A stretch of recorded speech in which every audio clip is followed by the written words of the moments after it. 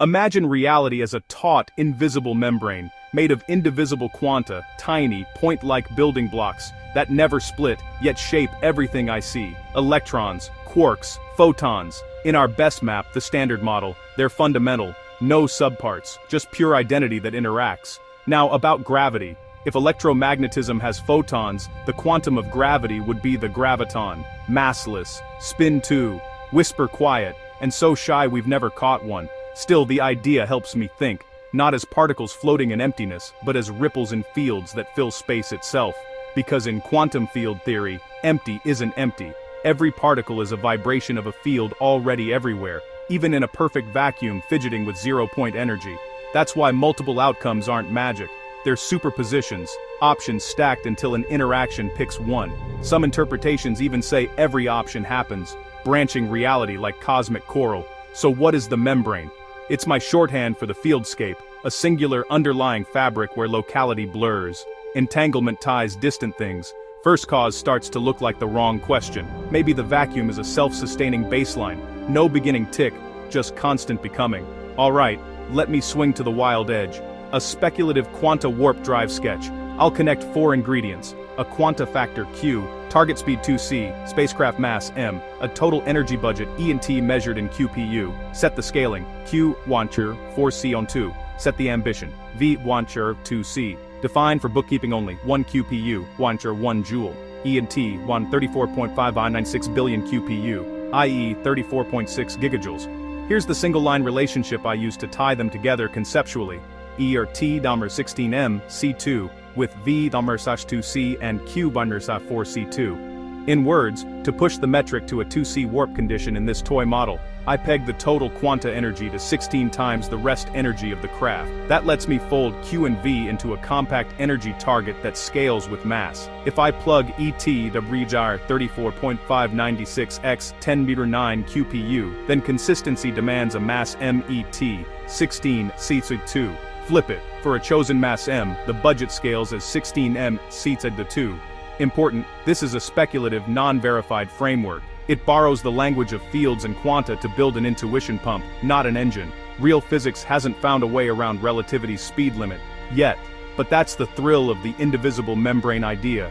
Treat the vacuum as active, let particles be field excitations. Gravity, a quantum whisper we've yet to hear. Then ask the biggest what if with math as a flashlight. Even when it's wrong, it teaches me where the truth might be hiding. If this map of the membrane clicked for you, tell me what you'd test first. The graviton whisper, the vacuum's restless hum, the energy ledger of a 2C dream. How big would an engine have to be to push a spacecraft using pure energy, no propellant, at a thrust tied to that number, 34,596,000? First, quick reality check.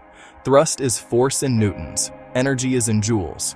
If I'm pushing with pure energy, think photon drive, thrust equals power divided by the speed of light. F equals P over C. Only way to get more push is to pour in absurd amounts of power. For scale, 1 gigawatt, an entire big power plant, gives about 3.3 newtons of photon thrust. That's the weight of a small apple on Earth. So, 34,596,000 newtons of thrust would need power. Miazard FXC, 346,000, 10, NX 3 8 ms. Diazard 110, 19 watts, 10 quintillion watts. Could the engine core be small? Weirdly, yes. Conversion zone, laser arrays, annihilation chamber, whatever exotic source, might fit in a few meters. The real monster isn't the core, it's the heat. In space, there's no air, so all waste heat must leave as thermal radiation. Even with fantasy efficiency, you need massive radiator area. Think square kilometers, thousands of square kilometers of radiators. Picture a compact core, maybe 2 meters, maybe 5 meters, bolted to a spidery, gleaming lattice that sprawls like a small city or a country. So, size. The engine heart.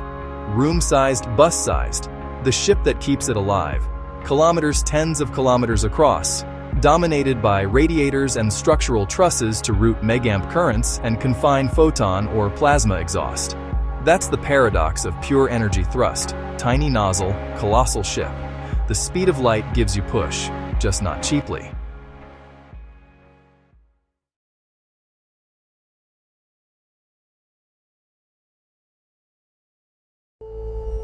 Mass curves space, creating a gravitational well.